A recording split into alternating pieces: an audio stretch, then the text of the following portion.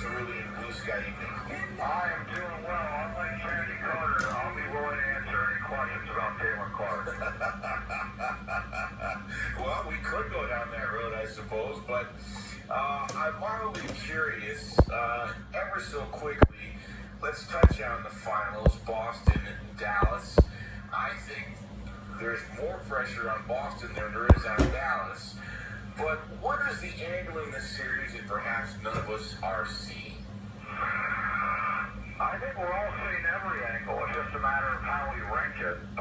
Because I think, to your point, there is more pressure on Boston to win because they've been in 6 Eastern Conference Finals the last 8 years. And you wonder, will this finally be the time that they win the ultimate prize? But I also don't think that if they lose, then all of a sudden they blow up the roster because they don't get to name and their teams in their time.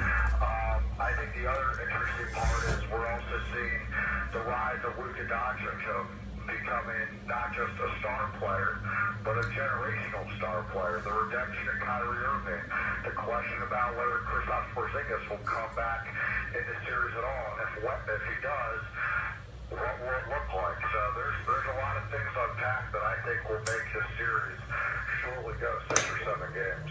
So let me come in from left field here, because you got 35-year-old Joe Mazzulla looking for his first title. If there's any coaching edge, I would give it to Jason Kidd. Am I wrong? Well, yeah, I would give it to Jason Kidd too because, he is a former point guard that is in the top 5 in all-time assists. He is kind of good. He's a bright mind, but I think that the parallel that both Jason Kidd and Joe Mazzulla have is, they've tried to show that they've overcome their early coaching hiccups. Now, Jason Kidd has had more experience having stops in Brooklyn and Milwaukee, and then when he was an assistant coach of the Lakers under Frank Vogel, that was his time to reset button and learn before he took on that Dallas job. But even though he's had longevity, he's had some rites of passage moments.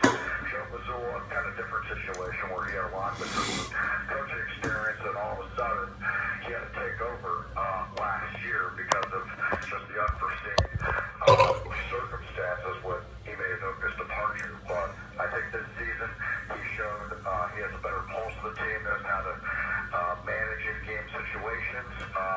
So yeah, they both have something to prove, but I would give Jason Kidd the edge because he has a little bit of a better player former resume. So, real quickly, Mark, the two teams played in January and March. Boston won both, the second time by 28. I don't know that matters at all now. Dallas seems to be like an entirely different team. Your thoughts in terms of, can you glean anything from those regular season games?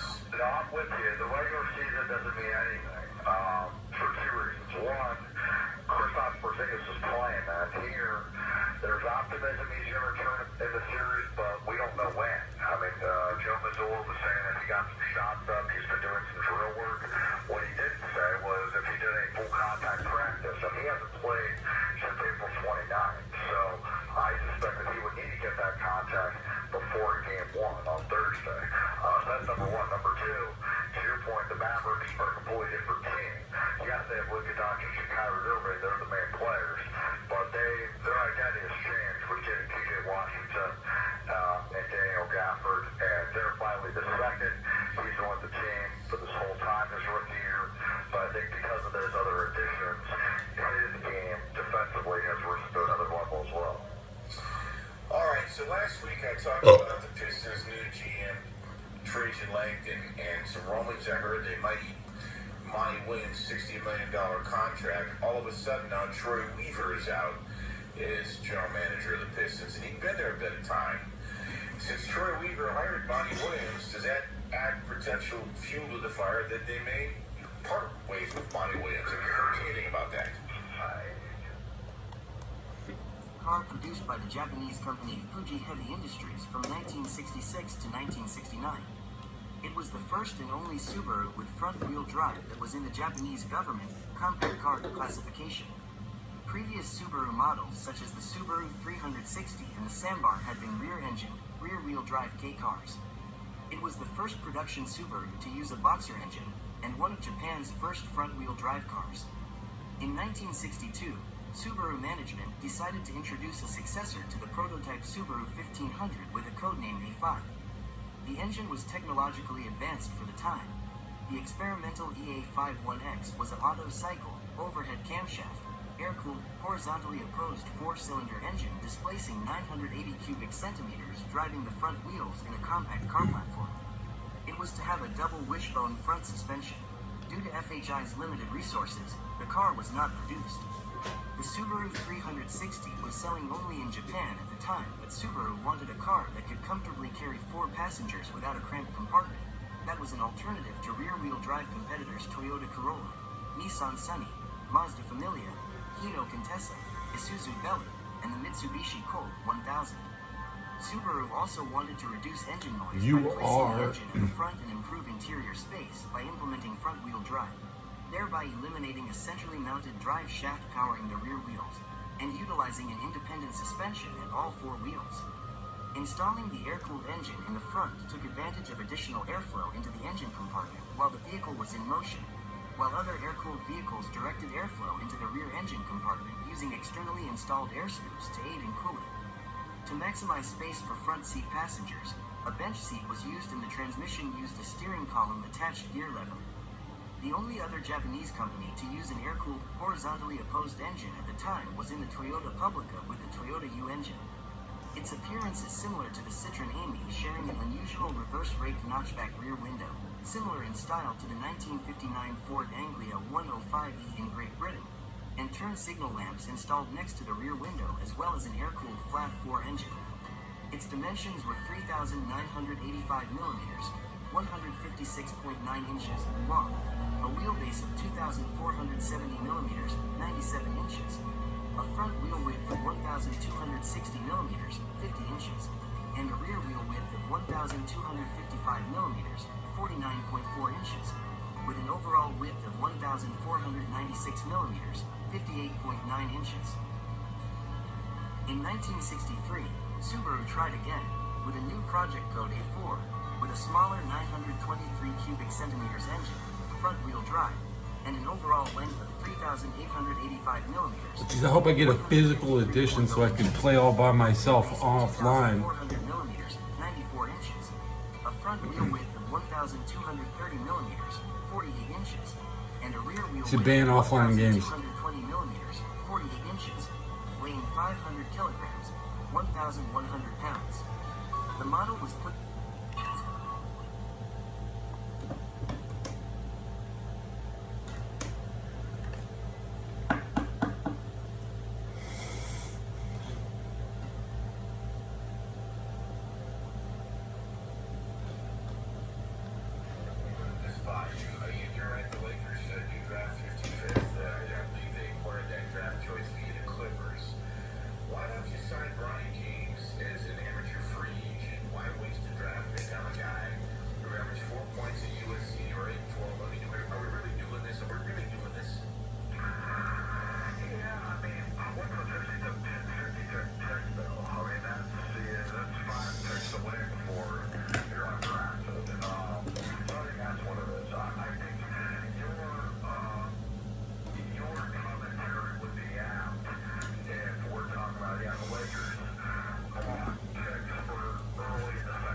Famous.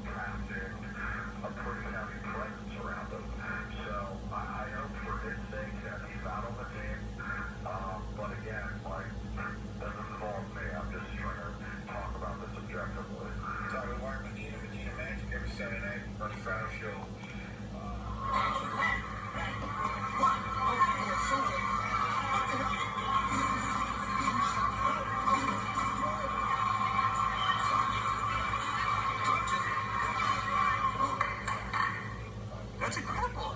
Wait, to be honest, I actually felt these bricks. These are real bricks. I mean, there's no joke. Oh! Wow!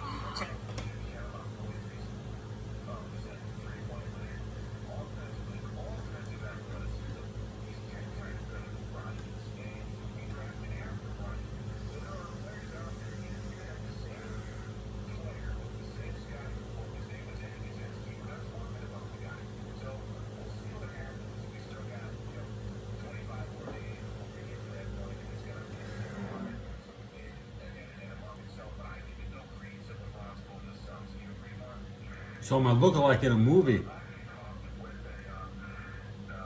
Oh my god! Oh my god! Oh my! Whoa! Yeah, oh god! I waited a long time for this video. I'll let you look at it. See this one here?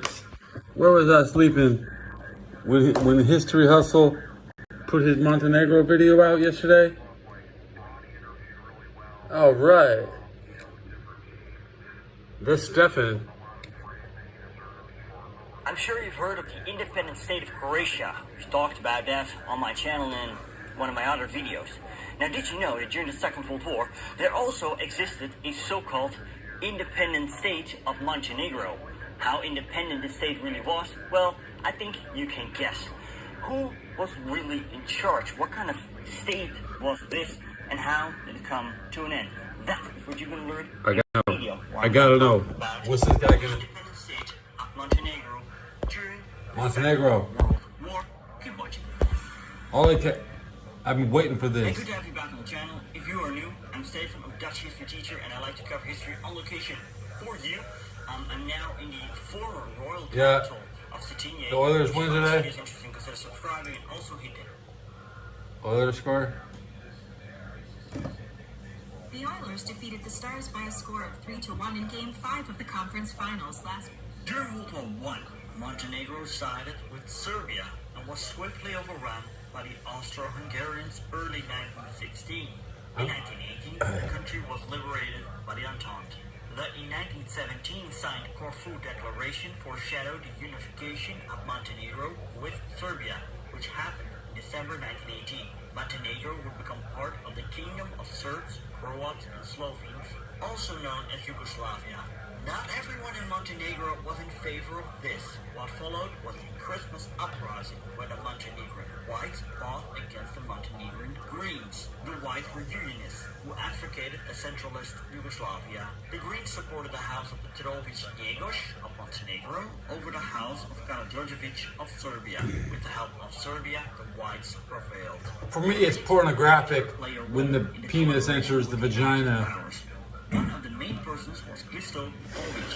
In April 1941, the Axis invasion of Yugoslavia took place. The Yugoslav kingdom was taken down in 12 days and then partitioned. Let's take a look at what happened to Montenegro. It came almost fully under Italian control, but the type of control varied. The Bay of Kotor and its surroundings were fully annexed by Italy and therefore no longer part of Montenegro.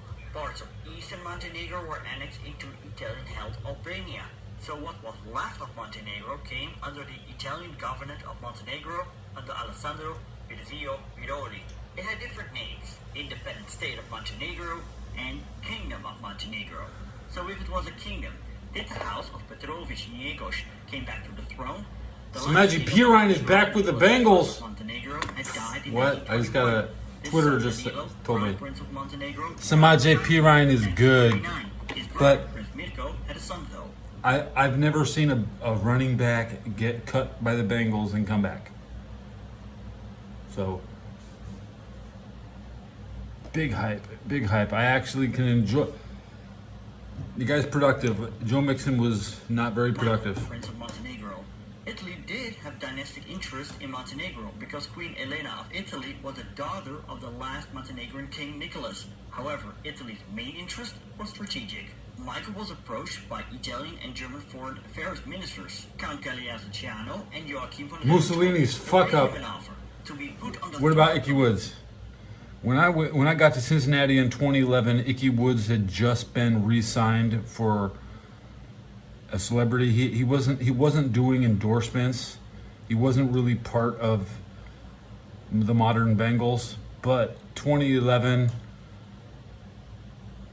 he was very much on TV every week.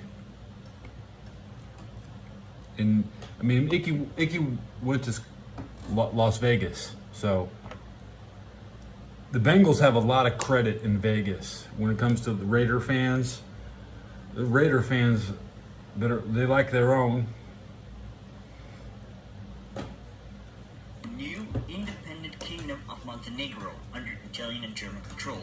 What? He refused Whoa, and remained imprisoned in Germany.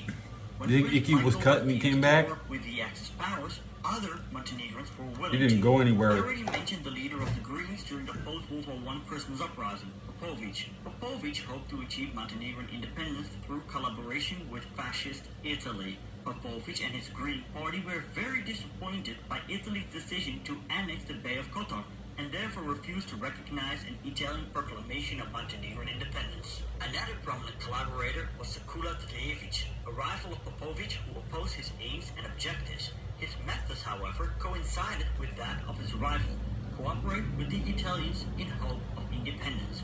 Tadejevich was willing to fight alongside the Axis forces against communists and other enemies.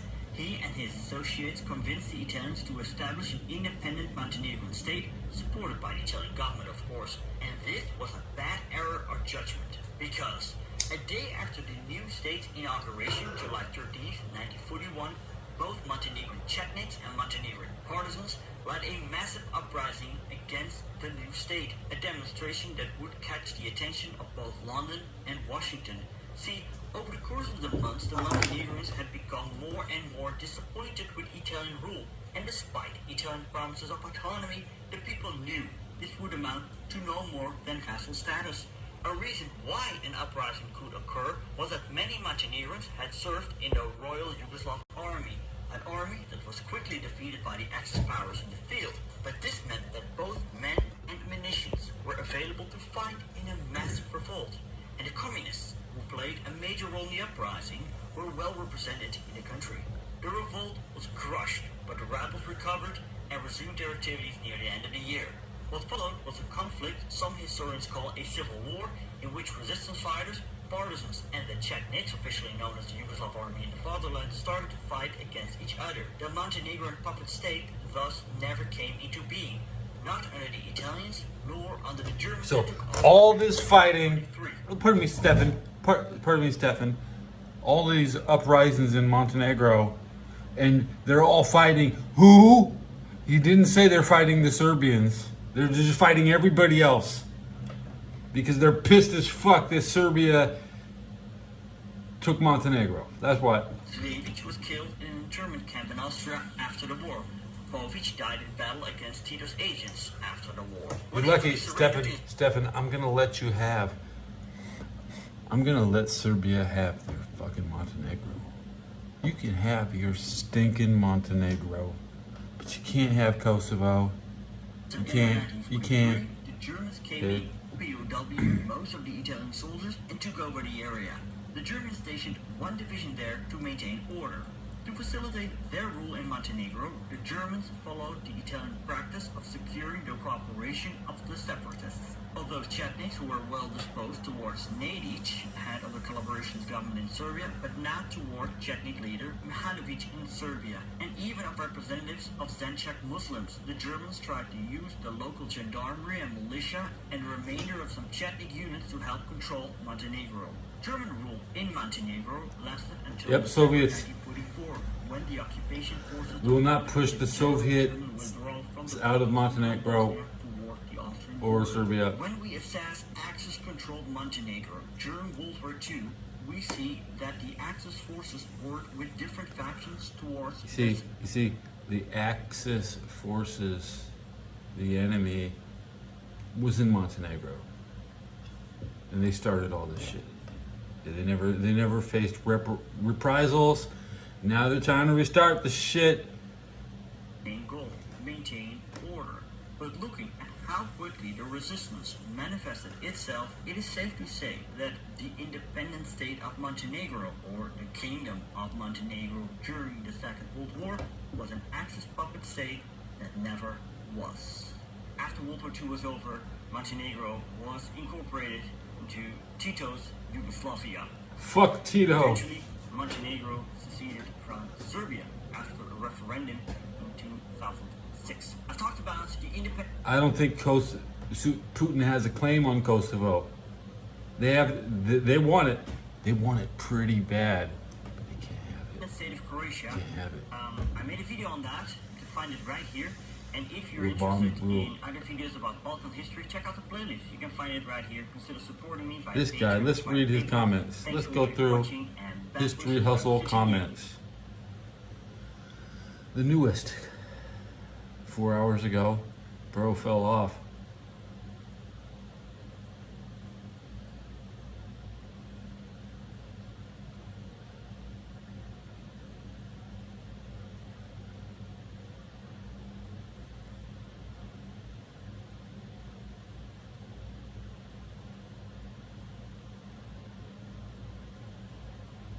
Bro, that Yugoslavia, man, everybody was all up on that Yugoslavia all during the 80s. You wouldn't stop hearing about it.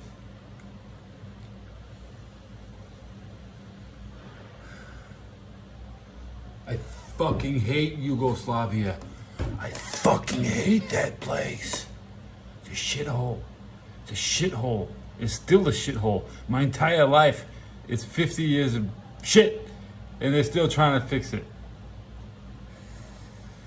All this positive, oh good, look at this Yugo, they make their own cars in Yugoslavia. It's called the Yugo. They got a lot of tractors.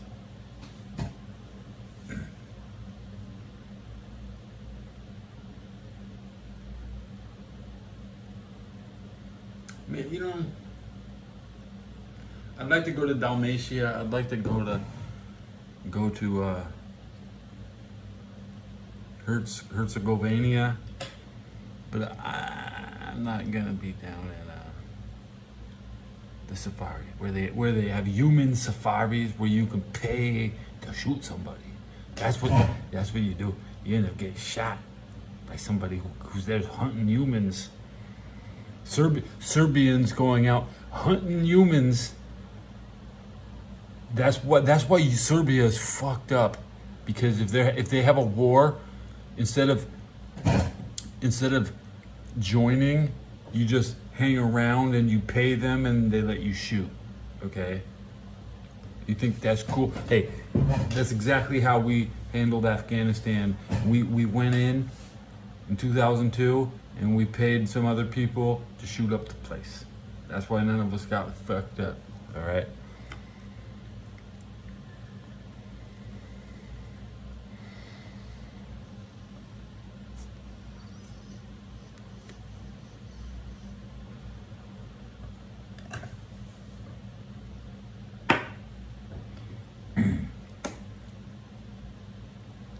With a history hustle.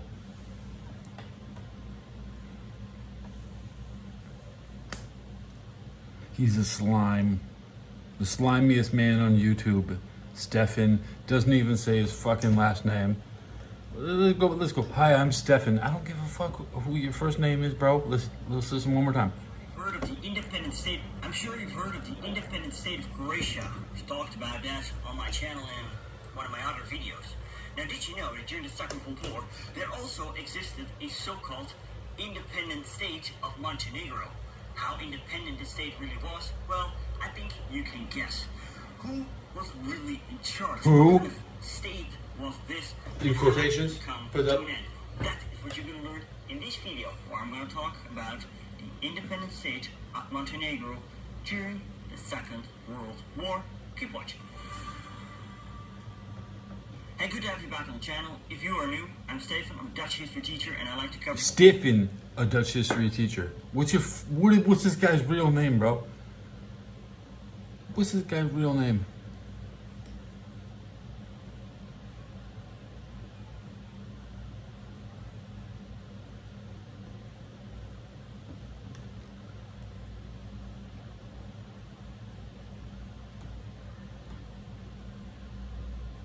My name is Stefan.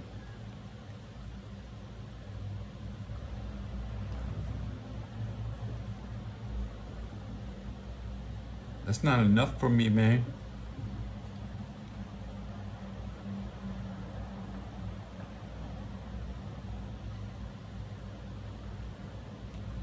Fucking Stefan, dude. What kind of ass clown thinks he had? He's a. Fuck you, Stefan. Fuck this guy, Stefan, bro. Fuck this guy, Stefan, bro. Can't stand this guy, Stefan, bro. Mark Felton's a dumbass for entertainment purposes only. This Stefan guy is fucking starting some shit. You picked the wrong one.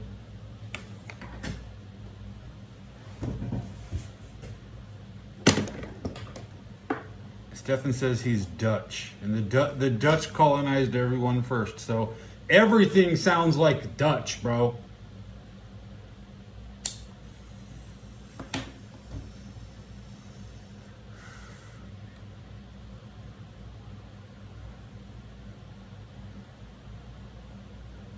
I saw Pat McAfee play back. You know that?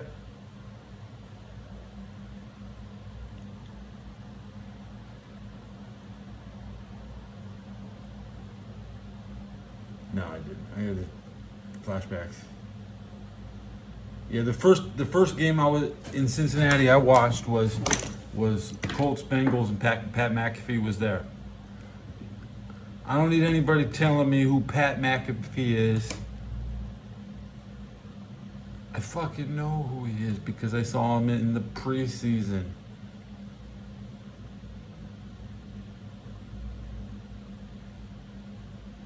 You think Stefan's a snitch, bro? Bro, what are you talking about?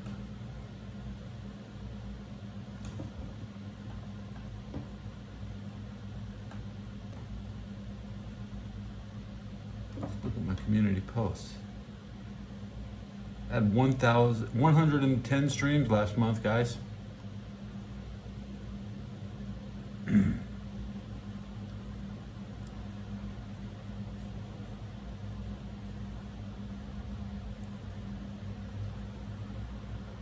Look at this.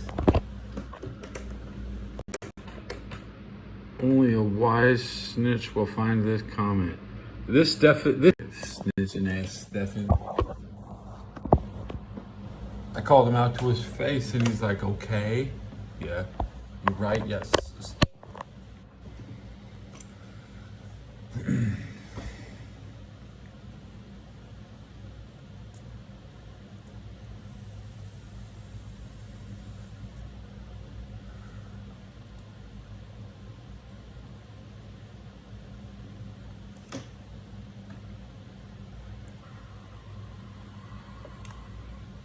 I want to have a 30-minute episode today. This is going to be the end. We're going to cut the show off. Thanks for stopping by, guys. You should listen to this History Hustle video again. Dissect everything this guy says. We'll see you later. Also hit the notification bell.